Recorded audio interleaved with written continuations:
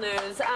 Recently, they've discovered that dogs can sniff out ovarian cancer. This is pretty exciting. I think it's a really big stride for us in the medical world. You know, I know they've used dogs before to sniff out, you know, narcotics and drugs, but I think if they could predict that someone has cancer, I mean, do they come? How does that work? Do they follow you to the gynecologist and then they already go, sniff your crotch enough as it is. You don't need them down there anymore. How are they detecting it? Like, are they just pulling cells from women's? I don't know how this is working. I don't know, and I think what we need to do is find somebody that's really familiar with this, a doctor, a physician, and tell us how this can happen. Colleen told a story, though, of somebody that had a cat, and when the cat was held to her chest, the cat would just get real uncomfortable, and her chest was sore, and the cat detected that she had breast cancer, and it was the cat that made her go check. And so I don't know, there's some sense,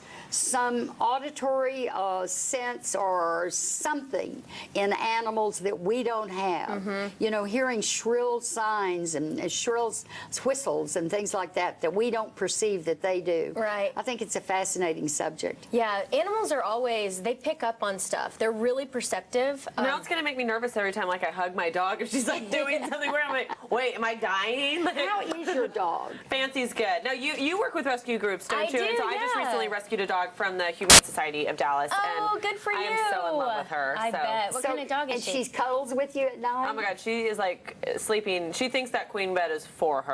Like, I wake up in the middle of the night with like 6 inches on like this side of the bed, and she's sprawled out like horizontally, and I'm like, oh, excuse me. Now, you live in a high-rise. So let me ask you, does she have to ever get up in the middle of the night and go outside? No.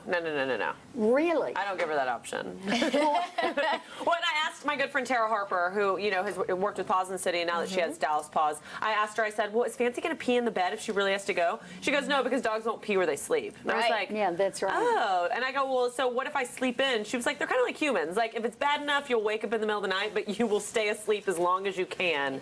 Like that last minute possible. That's right. And Why dogs- is that?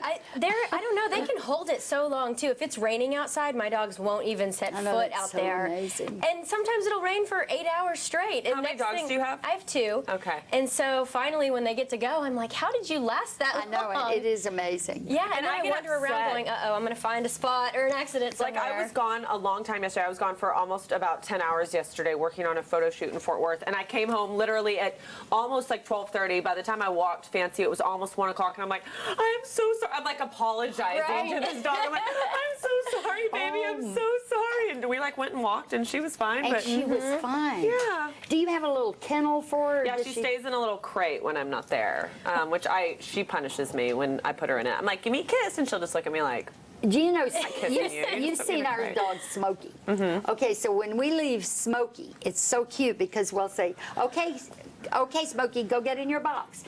Jumps his tail. He goes into the box. He goes in. He looks. We hand him a treat. Close the gate. And he's in. And he loves going to that box. I don't think Fancy loves going to the crate yet. he loves it. Do you give him a treat Yes, once that's he's the trick. inside? No, because she goes in willingly, but then I'm like, give me a kiss, and she'll go.